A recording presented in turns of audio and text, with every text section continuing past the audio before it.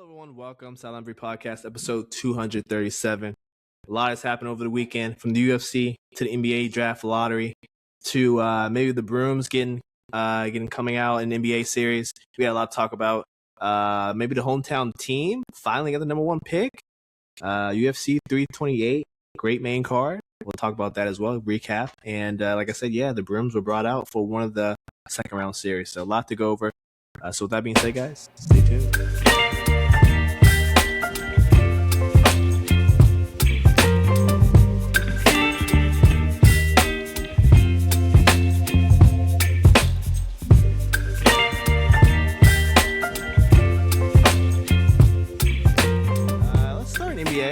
We got a lot to talk about from, some of these second round series. One has ended.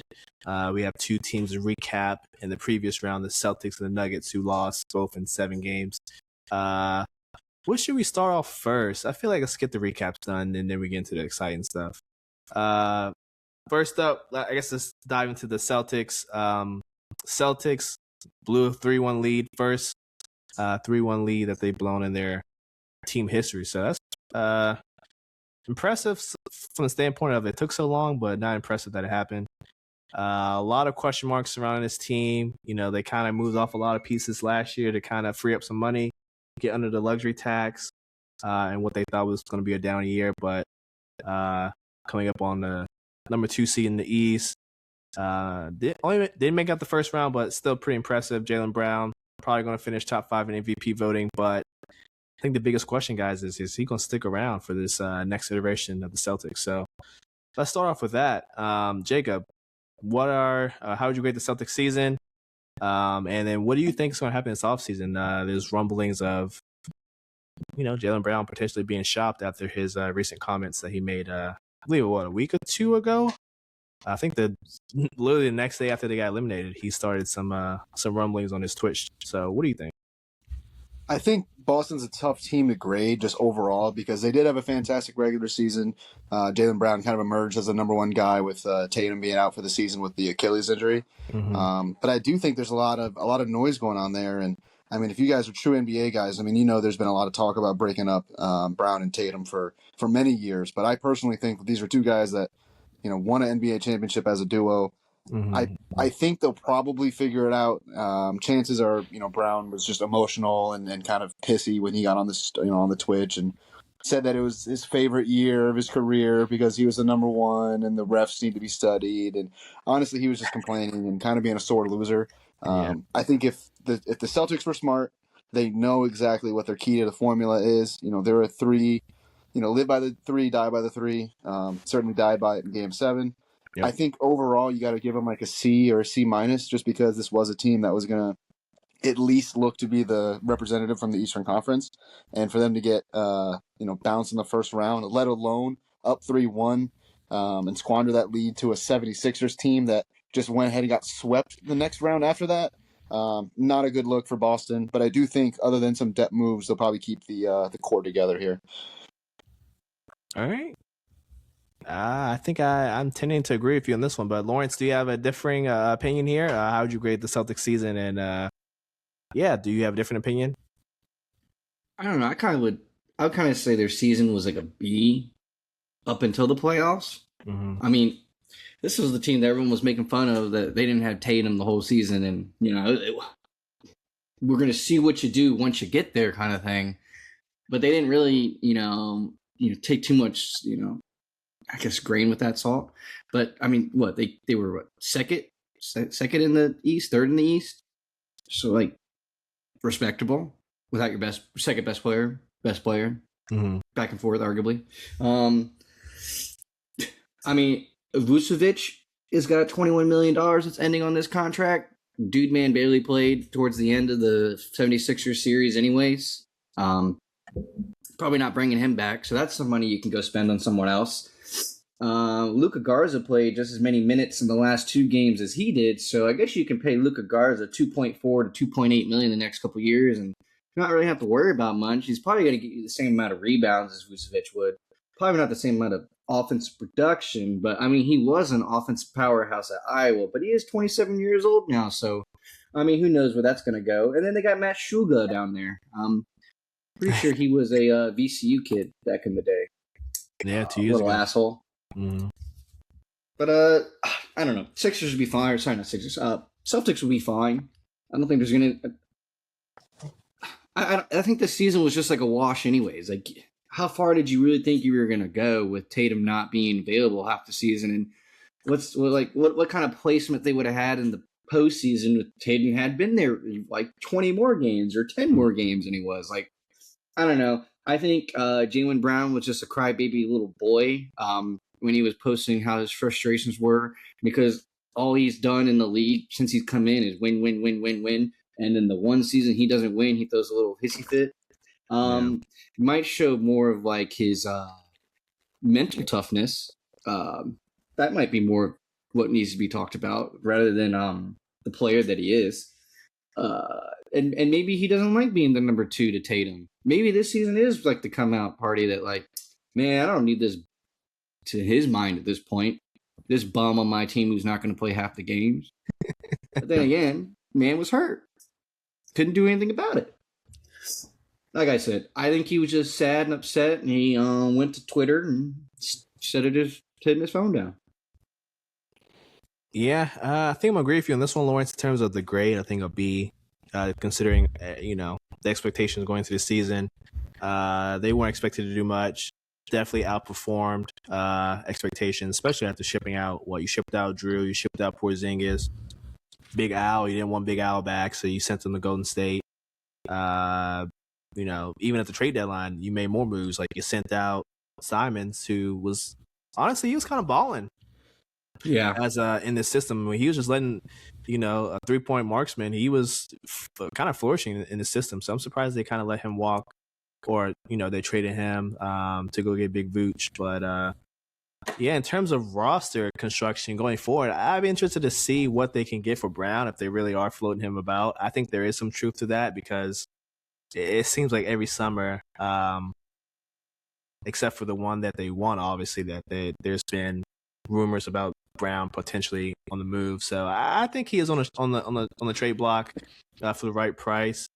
Would the Celtics be aggressive enough to go and get into the Giannis sweepstakes? I think there's a report that came out today that said that they were intrigued at the deadline and made some calls to the Bucks. So will they play that card? Will they, maybe do they swap Jaylen Brown with Kawhi? Do they go get another star that maybe isn't disgruntled or crybaby or whatever the case is? I think it's a very big possibility. I think Brad Stevens is a pretty crafty guy when it comes to making moves. So I think if he sees any chance to improve his team, I think he'll do it. And that includes Brown. I think Tatum's probably the only untouchable on this roster. Probably Derek White as well, because this contract is pretty favorable for what he does. So, going down the list, like Big Vooch is probably gone. Sam Hauser's locked in at a good rate, so you're keeping him. Same with Pritchard. And the rest of the guys, like, they're cheap contracts. They're going to keep them. But the core, I definitely can see a reshuffling. Yeah, but I think the big question is, like, what are they going to do at big man? Because, like you just said, Vooch is gone probably. Mm-hmm. And I don't think the rotation of Hauser, Luka, and Queta is Keita. Keita. I don't think it's usable. It's good enough. It's good enough. Like, Keita played well this year. Like, he came out of nowhere. He played really well. Like, he's going to get a contract extension of some sorts. Like, he's not going to get a big payday, but I'm sure they can come to something. He's definitely a serviceable big. Like you said, Lawrence, it's not impressive, but he's definitely serviceable. Well, I mean, this is his first season of starting. Like, he played for Sacramento, didn't do anything at Sacramento. Was on Boston the last 2 seasons, almost did nothing before that. This is his first time ever actually doing something, and I don't know, man. Like, if you want to try to roll it back and throw him into the fire, like, because at this point you're going to throw him into the fire right to the deep end. Like, he's going to get the best big every single game, every single night, and I don't think it's going to work out for you personally. Yeah, we'll see. They definitely need to upgrade there. After losing Porzingis and Big Al, so interesting to see how they improve the roster for sure. But next up, we have another team going to the West. We have the Denver Nuggets. They also lost in 7 games. Jokic was pretty much the only one that showed up. Do we all agree on that one? Pretty much the only one that showed up this series. Aaron Gordon was hurt, in and out the lineup. Jamal Murray, clamps, I think seatbelt. Cam Johnson had a few good games. Outside of him, I think Jokic is the only one that did show up. Cam Johnson, up and down. Christian Braun, clamps. Seemingly Jokic had no help consistently throughout the series. But where do they go from here? That's a good question. So I'll pass it off to you first, Lawrence. What grade would you get the Nuggets? And where do they go from here? Do you try to move off of Gordon to improve the roster? Do you move off of Murray? What are the moves? Do you move off of Brown? It's a lot of possibilities here. I would. That's a tough one. Personally, I'd probably get rid of both of them, Murray and Gordon. But I would say Gordon is probably more necessary to get rid of. His contract gets much thicker in terms of the money paid to him each year coming. Not ideal. Outside of that, everyone else on the roster, look, you're paying Christian Braun too much money. We're just gonna throw that out there real quick so we don't have to talk about it again. Paid him too much money. He's average at best, and that's not average money at best. It's in order to make the team, still flow and still work. Jokic just literally plays like power point guard. What? 20 to 25 minutes per game. And Murray plays point guard the other 20 to 25 minutes per game. You can move off Murray. The dude man gets hurt every season. Is always out every other game. It feels like during the season. And this season, when the playoffs really mattered, this dude did not show up once. He didn't. Maybe game 1. Outside of that, he was kind of ass. And every time towards the end of the season, it's always the same thing. Oh, man, what's Jamal Murray's availability for this game? What's Jamal Murray's availability coming up? If you're a championship contender, I don't have time for my 30-year-old point guard to have show-up problems. Or I won't be there because my toe hurts, weak. I think, personally, move off Murray. Get that money and give it somewhere else. Move off Gordon. That man's always hurt. But I also could see the need to, or not the need, but the willingness to keep Gordon, because at least the man will go out there and play with a, broken leg, and still give it his heart out. I think last year he did it. This year he did it. Jamal Murray will still go out there too, but he'll look like trash as he goes out there. So it's just two different, flips of the coin. You either get one guy who's going to go out there, look like ass, play like ass, or the other guy who's injured, kind of playing like ass, but he's giving his heart out there, and it makes the morale of the team go up because he's giving it his all. And, it's kind of hard to defend Jamal Murray when the man's shot numbers were so bad during the playoffs. Last game they had, he shot 4 for 17. Dog shit. 9 for 23. Dog shit. 10 for 25. Decent. 5 for 17. Dog shit. And then 11 for 25. Meh. So, he only had 2 games where he was half decent. And then outside of that, his free throw percentage, okay, cool. He makes a lot of free throws. He's really good at free throws. Let's look at his plus minus. Last game of the season, -18. Games 2 and 3, -13 and -12. I don't see how that's helping you, especially for being the second highest paid contract on that team. And I'm sorry, he's supposed to be your bucket getter when Jokic is getting double teamed down in the paint. And mind you, Jokic was getting triple teamed sometimes down there in the paint because that's all the Grizzlies, or not the Grizzlies, sorry, the Timberwolves had to do. Let's make life hard for Jokic, and let's make Murray have to beat us. And that's exactly what they did. And,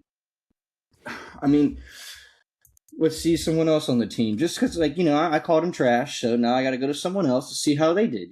It's only fair. It's only fair. So the last games of the season, we'll just go to Cam Johnson. This man shot last game of the season 8 for 15, 5 for 10 from 3. That's better than Murray. The fourth game, He shot 8 for 13, 2 for 7 from 3, but a plus minus of 24. Wow. Game 3 and 2, he did pretty bad. He did do pretty bad. He didn't shoot the ball at all. He was 3 for 6 and 2 for 6. So they just didn't give him the ball. And in game 1, he was 5 for 10. So maybe you should have given Cam Johnson the ball more and stop letting Murray have the ball so much. Jacob, do you agree with Lawrence? Do you get rid of Jamal Murray or Aaron Gordon? How would you grade the Nuggets season? Not a good season for the Nuggets. Obviously, this is a championship, caliber team with probably the best player in the world on the team. Mm-hmm. I think that it's kind of common in sports to just not, see what's in front of you and kind of forget the rest of it. Yeah, Jamal Murray struggled. Do we not remember playoff Jamal Murray from a couple years ago? Like, he was he was amazing and a huge reason why Denver Nuggets of all teams won an NBA championship only a couple years ago. I mean, I know that, he struggled this year. He struggled in the playoffs. But again, this is an NBA champion. This is like the second man of the two-man that Denver plays. And it's been so successful for them. I think that we're taking too much away from the Nuggets as opposed to giving the Timberwolves credit, because the Timberwolves are a tough matchup for the Nuggets specifically. They've proven that over the playoffs the last couple of years. I think it was a bad matchup for Denver. They ran into it. Their best players didn't play, up to their capabilities, specifically, Murray. Gordon obviously was banged up all year. I think I keep Jokic, obviously. I keep Murray. I keep Gordon, hoping that he can stay healthy. The last couple of years have been brutal. He's been, injured. I think about trading Cam Johnson because I'm looking at their payroll. You can't pay him past next year. He's on the book for $23 million next year. That's so tradable. That's so movable. If you can trade him and get some more young guys, maybe another guy that's making similar money, or hell, even some draft picks, because this is a team that's so competitive that they're not really getting young talent. And when they do get young talent like Christian Braun, he has one good year, and then they're like, all right, bet, here's $140 million, to where that contract looks pretty bad too. So I think if you can find a suitor for that deal, because he is still 25, I would absolutely get rid of Christian Braun, just because I think they just fell in love with him really quickly. I mean, he was also, a really big contributor on their really good teams, but I can't sit here and say that trading Jamal Murray would be beneficial to them. Very similarly to how, like, for the Celtics, you can't just think that trading away Jaylen Brown would make the team better, because they won a championship with that combination. And I don't think that we're that far removed from, Jamal Murray's best basketball. I think that it was a down year. I think that, it was a tough matchup with the Timberwolves in the playoffs. I would look to try to get rid of Cam Johnson's money and Valanciunas' money, and then, go into the offseason and try to strike some bargain deals, because this is a 1-2 punch that I know works. So I hope that I'm it all plays out for me. Yeah, I'm going to agree with Lawrence on this one. I think you got to move off of one, if not both, Murray and Gordon. In terms of grades, I give him a B. Like, solid season. Probably could have done better. But I think they just were plagued by injuries all year. I think Watson was in and out the lineup, same with Gordon. Jokic almost missed the 65-game rule. So a lot of injuries, but still made it to the third seed. So not terrible, but could have been better if everyone stayed healthy. But it's the same problems over and over, guys. It's the injuries. It's, if the Nuggets aren't playing the Lakers in the playoffs, they look like ass. I'm not I'm not chopping up the matchups. Like, yeah, the Timberwolves are a bad matchup, but the Nuggets lost to them without Ayo and Ant-Man. Like, that's inexcusable. So when I look at this, it kind of reminds me of the Bucks. We get to the inflection point with the Nuggets that the Bucks had after their championship run of, you keep trying to improve this roster, but you're getting diminishing returns. And I'm not going to say that they need a full rebuild, but certainly maybe you step back a year and just retool. I don't know what their draft picks are going forward. I think they might have 3 picks. But I would be hesitant to trade any future picks to try to get better, because the roster construction has been ass. It's always been ass with the Nuggets. It all came together back in 2023, but before and afterwards, it's just not been good. For Murray, I just think you just need to change the scenery. If he's not playing the Lakers, he's not good. It's plain and simple. Small guy can get clamped up like he did versus Timberwolves. kind of in and out the lineup as well. So I think the best bet is to move off of Murray and Braun, but I figure it's probably harder to get off of Braun's contract because he just looked like ass, like Lawrence said. So you might have better luck trading Murray, honestly. So maybe you just have to live by that, and Jokic can be the full-time point guard, point forward, point center, whatever you want to call it, and maybe they just have a pseudo point guard in there. I think that's what you got to do. I think you keep Gordon because he's probably the best running mate for Jokic, but I think you got to shuffle some pieces around. Cam Johnson, I like but don't love that fit. So if you can't move off of him, go ahead and do that. But they got a lot of decisions to make. I don't know how you guys feel about that, but yeah. Fun fact: Tim Hardaway Jr. had the best plus minus in the Minnesota series overall of all the Denver Nuggets players, besides Jokic. Yeah, I did click on every single name. Every single name is purple, and he had the best plus minuses at 34 years old, only getting $2.2 million. Now, to be fair to him, he did not shoot the ball a whole lot. But to also be fair to him, he shot for the series over 50%. So good contributor, but you need more than that. You need solid starters, and I think the problem with this team is like it's very top heavy. This is like the top heavy as you can get, and then it's just a massive drop off. I mean, like I don't know, like Valanciunas. I feel like Valanciunas is like like kind of like this whole entire group been a little underrated. Now that he's on the Nuggets, he's kind of not needed, unusable, not necessary. Jokic plays 40 minutes once it gets down to, crunch time, crunch season. So the only time you need Valanciunas is during the regular season. I mean, $10 million, I guess, isn't that bad. But, like, you can get rid of it and bring in two players. Yeah, he only had 13 minutes a game in the regular season, so he did not really for the money that you're paying him. But I'll go back to say, like, you guys could be right, and that might be the direction that they go. But, I mean, they were an injury-riddled team. Jokic missed time. Murray was out late, a little bit there. Gordon missed over half the season. Peyton Watson missed the season. And they were still the third seed in the West, which is the better of the conferences. Like, that's kind of where I'm at, where it's like, if these guys can be healthy at the right time, like, I think Denver could have. I mean, Denver took the Thunder to 7 games last year. Like, this is a team that can win a championship right now. I think they just got dealt a bad hand this year. So if I was their general manager, I would not be blowing it up. But I can't see what you guys are saying. Like, the writing does look like it's getting close to being on the wall. If they don't tear down this year, they're going to do it in the near future. But yeah, I think that they still have enough talent around Jokic to be competitive.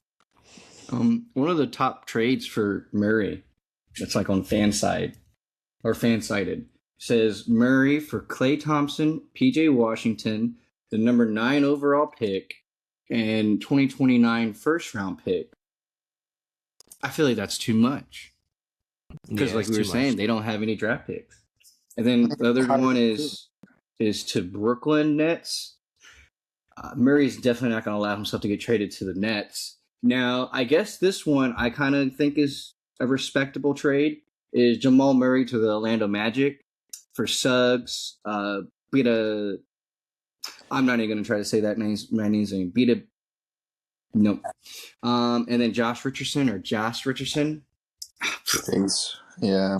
Jeez. I mean, I don't know if I would do that one either, but I could see if I was the Magic, why would I want Murray? Too many mouths in Orlando. I don't love that fit either. I mean, I like the fit for Paulo Banchero. It would allow him to get the ball in more effective positions so that the 20 points that he makes so much of a struggle to get, he'll get to 20 so much easier. So then it'll look like 30 points is nothing for him. But there you go. I also could see like I don't know. It would be a team that's like point guard desperate. I mean, that's what it's going to come down to. The only team that's going to go after him is a team that's point guard desperate. Now, what team may or may not become point guard desperate by the end of this playoff series or playoff run, I think might be the Spurs. If they finish the playoff series, and I'm not going to say De'Aaron Fox hasn't looked amazing, but he hasn't looked awesome. And he has size problems. He's got defensive liability problems, which you brought him in there because you had Wemby for his defensive liability problems. But at the end of the day, the guy is kind of a little bit of a ball hole, getting paid a lot of money, and provides no upside outside of dashing and driving paint and scoring layups and making cool alley oops to his big man. But I personally think you could do that with any point guard on the Spurs. Personally, it's Wemby. Dude's 7'4", 7'5". Like, it's not that hard to get the ball up to his hands when no one else is. Yeah, but if you're Denver, and Castle isn't Castle the main assister anyways? Yeah, him and Harper. Yep. And Castle's 21 years old, making 9, 10, and 12. De'Aaron Fox is up here, is 28 years old, is going to make 49, 53, 57, and 61. I don't know if anyone's trading for that contract. Yeah, I'm about to say, yeah. Well, it's a swap pretty much if you get Murray from Fox. But if you're the Nuggets, do you do that? Would you want De'Aaron Fox, who you just described as ass, for Jamal Murray, who we know is a quality point guard? Probably not. Yeah. Well, I don't think the Nuggets would want to do that unless they wanted to get off his money, but they wouldn't get off his money and take on someone that's making even more money playing worse. I think that's tough. That's going to be a tough – if they do trade Murray, the trade's going to be really complicated because all the money kind of going out the other way. Mm-hmm. Totally agree. We got the Sixers. They got swept up, obviously, but we'll save them for next episode, along with potentially the Lakers. They're probably going to get finished up tonight as well. So we'll save those two for next episode. That's pretty much guaranteed. We did have the NBA draft lottery. That was yesterday, 3 p.m. The hometown team, the Wiz, end up with the number one pick. The first time since I think the newest format has been instituted that the worst team with the worst record got the number one pick. So shout out to the Wiz. We'll start there. Jacob, how excited are you? And there are reports as soon as the draft ended, I think one of the reporters asked Michael Winger if he would explore trading the number one pick, and he said all options are open. And immediately everyone points to the Jazz, who want to keep AJ and Utah. And I think the owner was on the McAfee show today and even kind of hinted at, he's willing to, maybe pay the price. I don't know. What do you think, Jacob? I'll start at the beginning, man. So happy for the team, the fans, the city, the management. Like, this was literally the goal, before the season started. Whenever I got on here, it was lose as many games as you can, secure your pick, make sure it's protected in the top 8, and then man. I mean, we were the worst team, with the Jazz last year, and we got screwed out of a top 5 pick. Had to pick 6 last year. I was just so relieved, more so than happy and excited, which I was. I was just very, very felt sense of relief. That seems like the door of rebuilding was closed yesterday, based on the combinations of the lottery balls. The lottery is going to change. The draft is going to be different, kind of moving forward. So, what better way to close the really shitty chapter of Wizards basketball with some big trades for some big names and the first overall pick. In terms of the chatter, I like AJ a lot as a prospect. Darren Peterson is really, really good. I think we all have concerns about him. I know someone just came out about his cramps. He said it was because of creatine.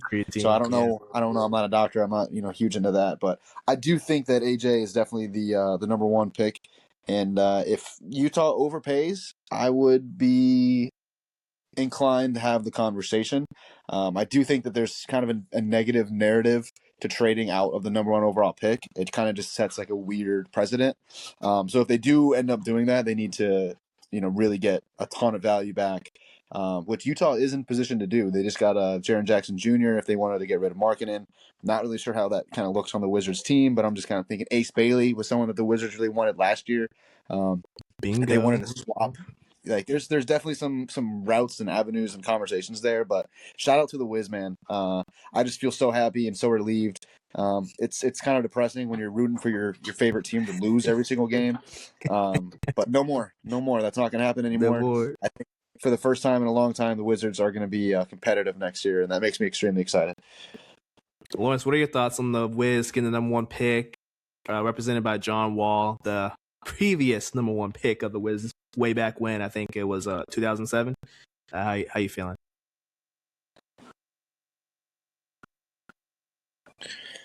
I feel like John Wall being there to represent for the Wizards was a huge get. Huge get. I saw that. He was up there. Well, actually, like, I'm excited that the Wizards finally got the first overall pick. I'm pretty confident since I've been living in the Washington, D.C. area, there's been like 2 or 3 drafts where we were like one of the favorites to get the first overall pick, and then we barely even make it in the top 5. Yep. Yep. I think it's finally cool that we didn't get screwed over this time. But I mean, personally, if I'm them, and like trading down to Utah, like, okay, I get it, we give up the first overall pick, but like Utah's going to give you the bag in order to go get that guy from BYU. So like, where's the harm in trading down one spot to give up a guy they're going to draft, and then we keep saying about how deep this draft is. This draft is so deep. This has so many good players. Well, then sitting at number 2 is probably the greatest point ever because you get to pick the guy you want still, as long as it's not the guy from BYU. I mean, you're right, Lawrence, and I do agree with that. I think the problem is that if you make that trade, you go down to number 2, you pick up some good assets, but then Darren Peterson ends up having problems, gets injury riddled, never stays healthy, and AJ is one of the best players in the league in 5 years. That's how the Wizards can fuck it up.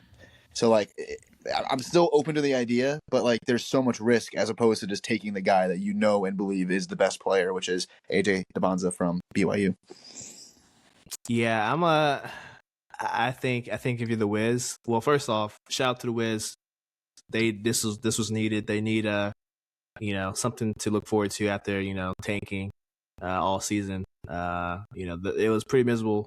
Not only watching those games from home, but attending some of those games personally, and just them getting blown out in the first half out of a lot of the games. So shout out to them for having this pay off.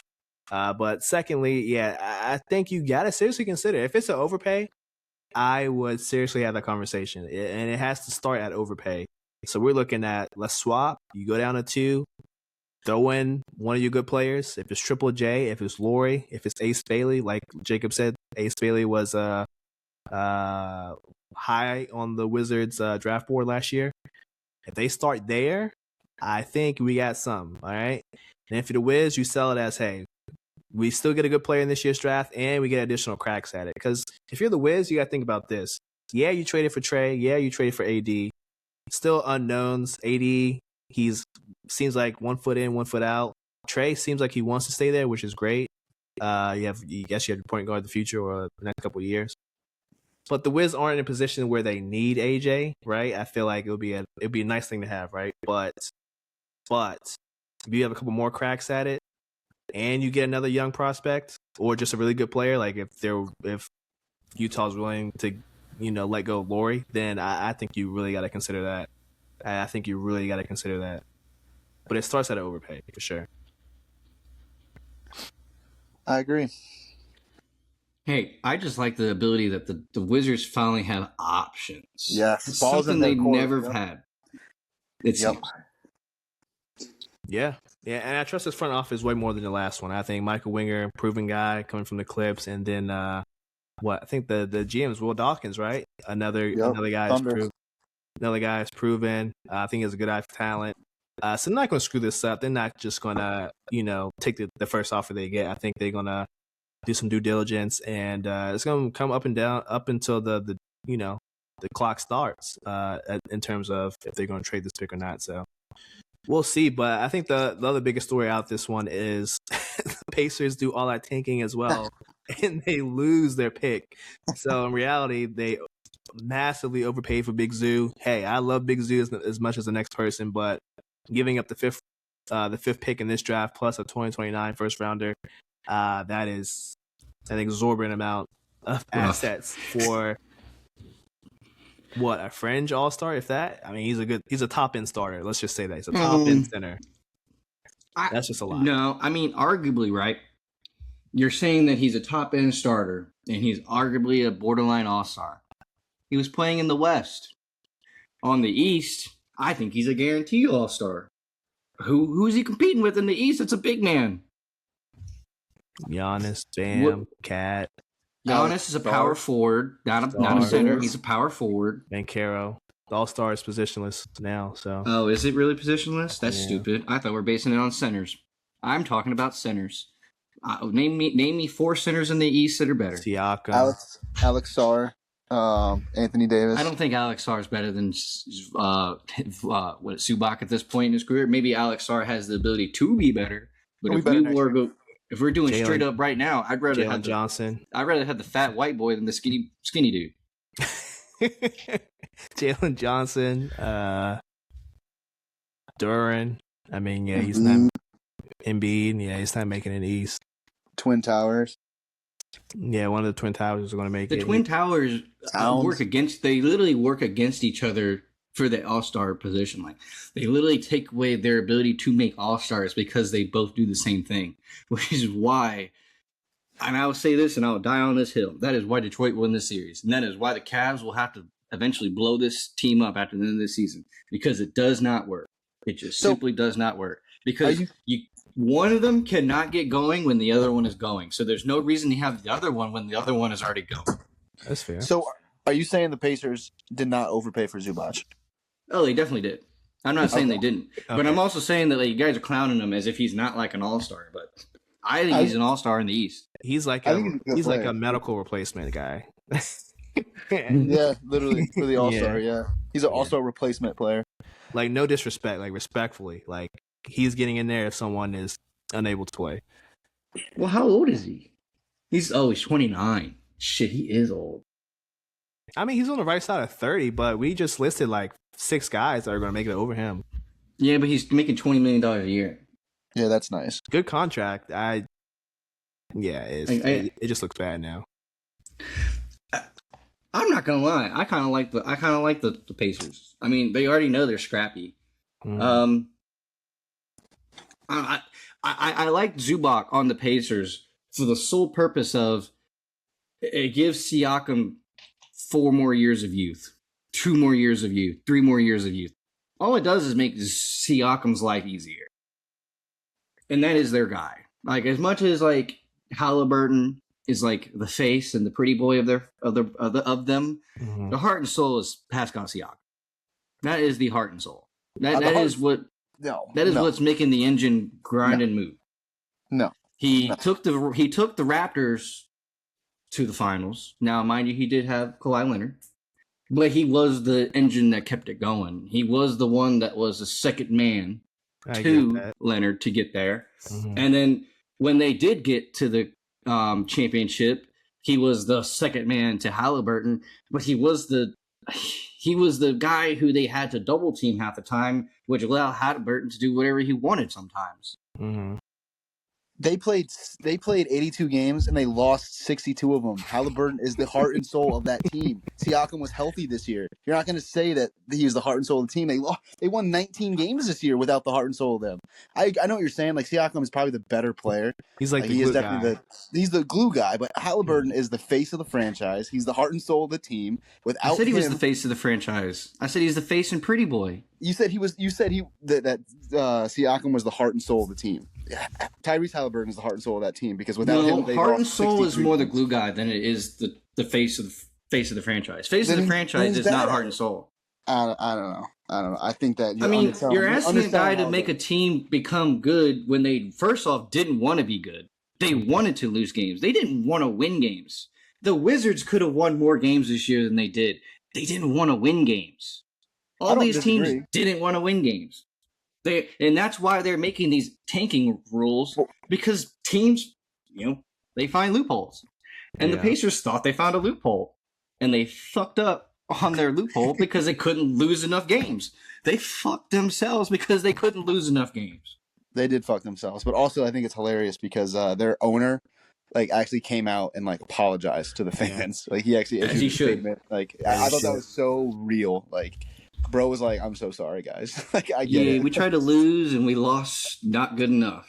Siakam, you probably should have benched his ass, because, to be fair, if he was not playing, Siakam played 62 games this season. Okay, if you made that man play 52 games, that's 10 more losses that you didn't have. To be fair, I think the Pacers were locked into the top 4, though, right? So I think it was a 50-50 shot of them either keeping their pick or I think it was actually 52% that they would keep it and then 48% that they would not. So, but does that not go back on the fact that like that was a stupid, or is it top 4 protected, or can you not do top 5 protected? It was top 4. Top 4 and then top 10 or like outside of the top 10, yeah. So why is it top 4 to top 10? Yeah. That is weird protections. That's weird. That's one. Why does it go? Why does it go to 1 through 4, then 5 through 9? No, I guess that's the same amount of numbers. Because Indiana was like, we need to win the lottery to keep it, and if we don't win the lottery, you can have it. And then even the owner said, I thought we were due luck. Bro, you're not due anything. The Wizards have been due luck for the last 5 years. It took them until now to get the pick. Like, I just think it was a dumb. Same with Utah. Yeah, Utah, same thing. They've been screwed over so many times. Like, you can't rely on the lottery. And Indiana relied on the lottery, got a good player with, the conditions with it. And, they got screwed. They got absolutely burned. And they got Zubac for it, which is nice, like we said. But, yeah, I think this was definitely malpractice GM-wise. Yeah, I think one of their not so shining moments. But, hey, you live and you learn, right? Other stories from the draft lottery, probably looking at some teams being aggressive in trading their picks, probably the Warriors. OKC has 2 picks, I think 12 and 17. So I believe they don't have enough roster spots for both guys. So look for them to consolidate those picks and move up, or maybe trade out and get some future picks like they did last year. But there are rumblings that the Thunder really do like Cam Boozer, so maybe they try to get into the top 4, top 5. I don't know. That might be enticing for the Clippers, who, if you get 2 cracks at it on an emerging young team, plus you get some picks for Kawhi, I think that would be kind of enticing for them. So we'll see. What else? Of course, the Heat probably going to trade their pick. I personally think the Cam Boozer love is very good, because we saw at Duke, if you took away Cam Boozer from Duke, their ass, they kind of sucked. Yes. So that kind of does show you how good he was. He's a winner. He's won everywhere. He won everything in high school. Like, that dude can win. I think he's gonna help whatever team he goes to. Yeah, and better not be the Thunder. The Thunder are really high on him. He could easily slot in next to Chet and be a cost-controlled young guy who could blossom into a star. And then you can afford to move off Big Hartenstein, which we kind of hinted at might happen this offseason. So we'll see. The Thunder are scary, especially if they were actually going to move up into the lottery without trading their picks. It was going to be a scary season for the NBA. It would have been over. Yeah, future over. The Grizz have two good picks at 3 and then 16. So interesting to see what they do there. Plus whatever picks they get from Ja, if they get picks. Another team to watch. Any other teams to watch here, guys, that might make some moves? The Hawks. We talked about them the last years when we did the recap. Like, because of the New Orleans pick, I think they were number 8. They're most likely going to get an impact player. And after the top 4, there's a lot of guards coming up there. So they could find Trae Young's replacement in the top 10 right there. Yeah, Lawrence, you got any teams you're keeping your eyes out for? I mean, I don't know. I kind of feel bad for the Pelicans, because weren't they dog shit and they don't have a first round pick? Because they traded it last year for Derek Queen. That's another GM malpractice. Like, yeah, they like Derek Queen. Did they genuinely think they're going to be a playoff team this year? Like, when they made that trade, I was like, that was so stupid. They're going to regret that a year from now. And here we are a year from now, and it's like, man, I feel bad for them. No, bro, they're dumb. They're idiots. Like, New Orleans is such a piss poor franchise, and they make dumb moves, and they're like, oh man, why'd we do that? It's like, it's hilarious to me. Some teams will never be good. I started clicking around on like teams, like who might make moves. Personally, I don't know. I don't know how deeply I believe in this one, but a team that I think is probably going to be making some moves this coming season is the Lakers. LeBron's contract is ending. They got Luka for the future, and then you look down their roster of their contracts. I guess because we're not talking about the Lakers yet, because we're going to talk about the next episode because they're going to lose tonight. Mm-hmm. But Rui Hachimura's gone. Luke Kennard's gone. Maxi Kleber's gone. Jackson Haynes is gone. And then you got next year's contracts of Austin Reeves making 14, and then he's got a player option. Then you got Vanderbilt making 12, which is probably an overpay. And then 13 one more year after, and then Ayton making $8 million. So like, as much as we don't like Ayton, $8 million for Ayton is not that horrible. But they're gonna have some money to spend. They should probably try to move something around, because I'm sorry, but this team's just not good enough to like make a lot of noise.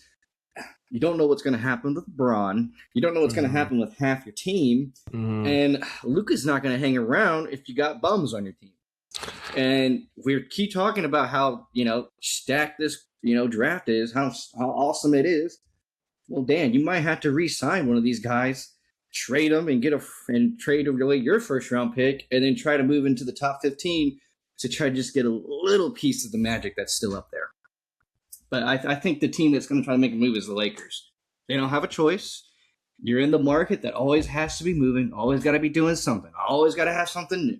And if LeBron doesn't come back, Bronny James is probably just going to be sitting on the bench. So fair enough. I would say you want a team that's going to make a move, it's probably going to be the Lakers. They don't have a choice. It's the market that they're in, and the best player in the world is on their team. Or one of the best players in the world is on their team.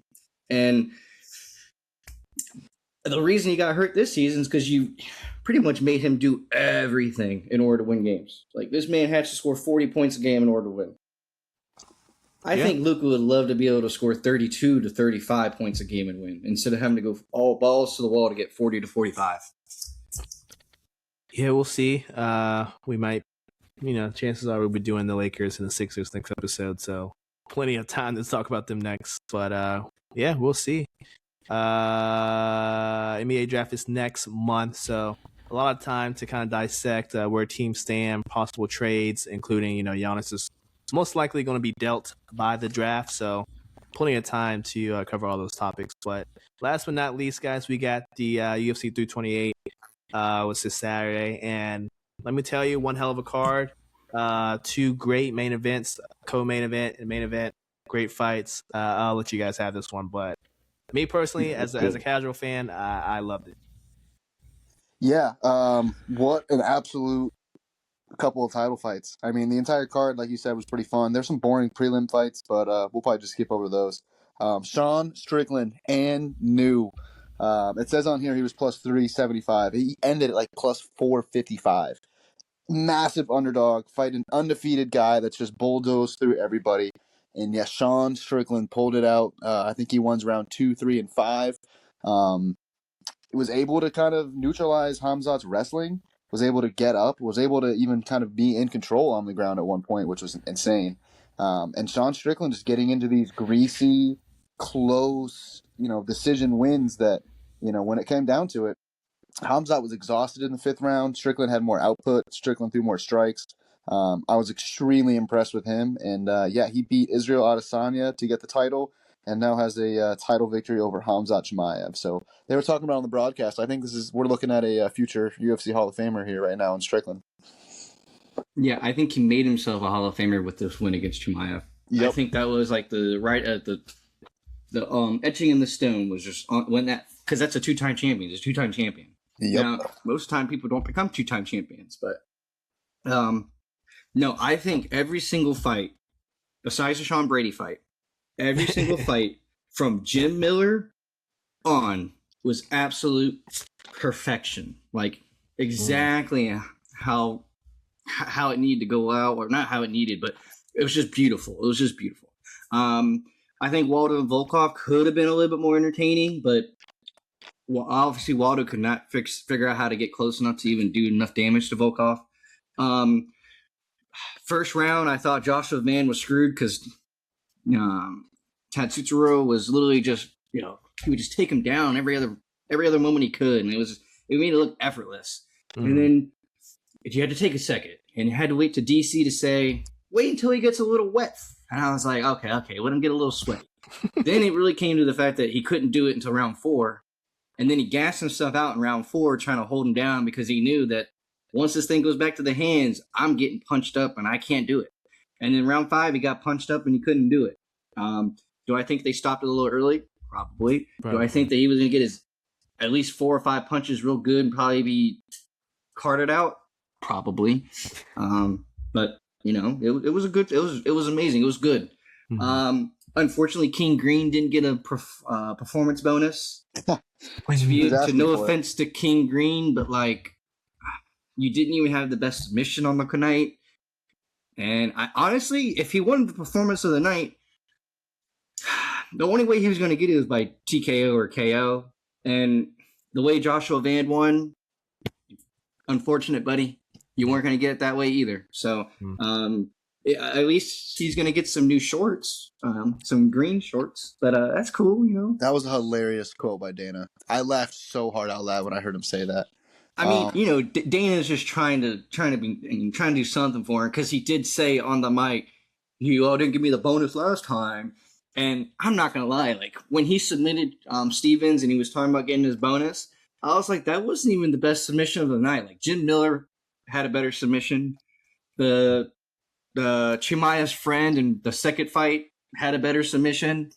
Grant Dawson, those two were going crazy at each other for the longest. His submission was better. So, I mean, there's just nothing he could do. I will say Pat Sabatini is probably the most boring fighter ever, and I do hope that they give him a grappler that can just put his ass on the ground and, beat him up a little. Because he's never going to throw hands, because we learned that he has negative hands. Yeah, I think going back to the co-main event, just an absolutely impressive outing by Josh Van based on how he won the title against Pantoja. There was some doubt with him kind of coming in. And we knew going into it was striker versus grappler. And he weathered the storm. I mean, he had a submission attempt in the second round. He was on top of Tyra at one point. So I think Josh Van is continuing to be underrated. More and more people are finding out about him. Absolute so clean in the pocket, good body shots led to the eventual finish. Kind of like what you said, Lawrence. It was an early stoppage, yes, but he still would have finished him if the ref had given him 2 more seconds. So the ref's there to protect the fighters, and that's what he did. Amazing performance. I'm excited for the rematch with him and Pantoja. That was probably it won fight of the night, but to me that was probably my favorite fight, just in terms of the back and the forth, and Tyra's face was all busted up. I mean, he looked like a different person when that fight was over. So shout out to Josh Van, shout out to Sean Strickland getting his belt back, and 328 in the books. One other guy to talk about though is the Ukrainian that was in the second to last Amosov, prelim. He was he dominated Alvarez, and they were gassing Alvarez right before the fight about how he moved up and he was so good at light heavyweight, and welterweight looked so much better on him. And they were gassing him, and I was kind of like, you know what? I might feel it. I'm gonna throw $5 in Alvarez and see what happens, because everything was saying to take him by knockout.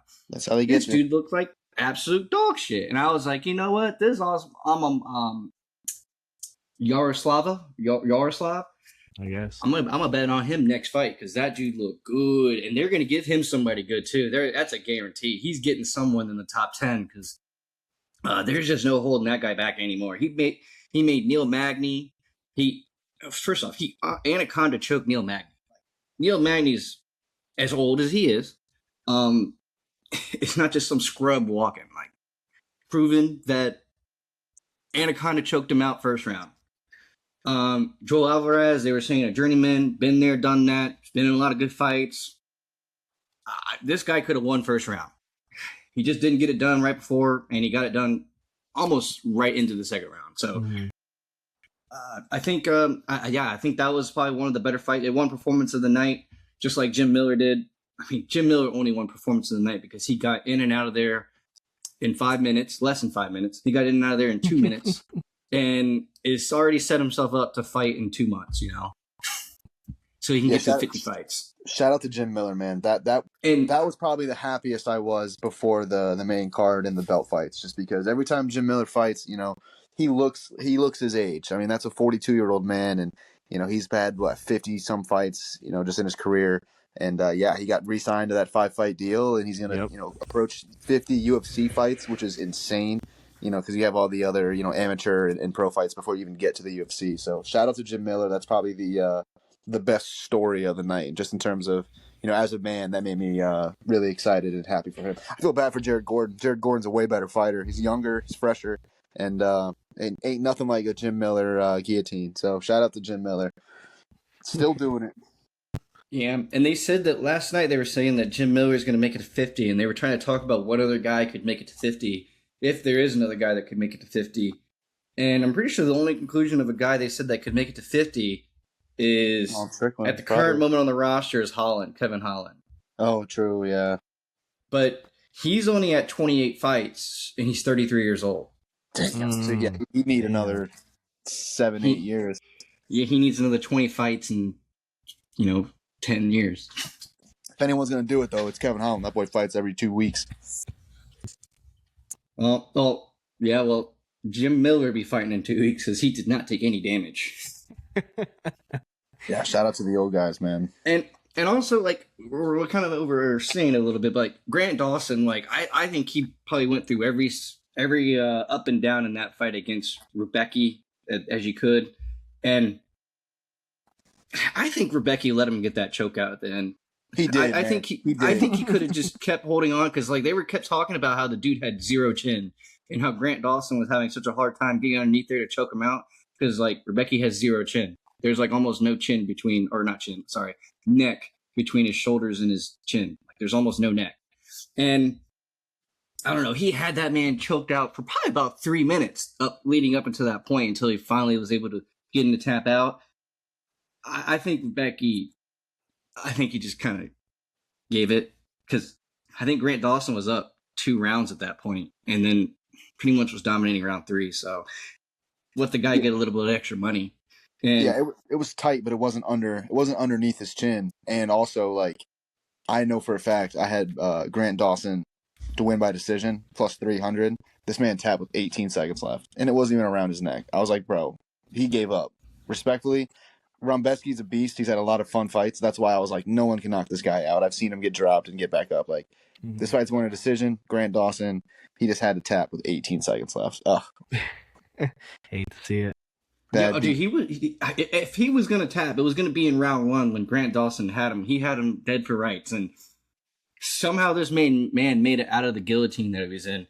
And then came back and just threw the most beautiful haymakers on Grant Dawson. Then Grant Dawson was wobbling and almost falling down. Like, this fight had everything. And then, it just didn't have the decision finish that you needed.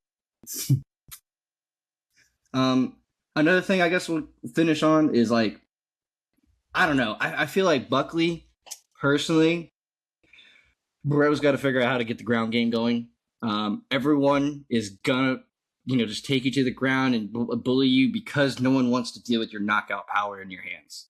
And until you look like you're until you look like you're decent on the ground, everyone's just gonna keep doing the exact same thing that Sean Brady just did. I mean, Sean Brady just put on a clinic of how to beat Buckley.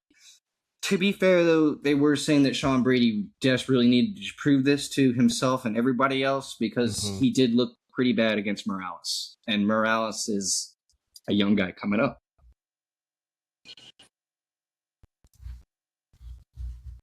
Yeah, great stuff. Buckley did get dominated. Oh, I mean, it was just, I had to turn it off. It was so bad. I'm like, dude. Yeah, it was pretty bad.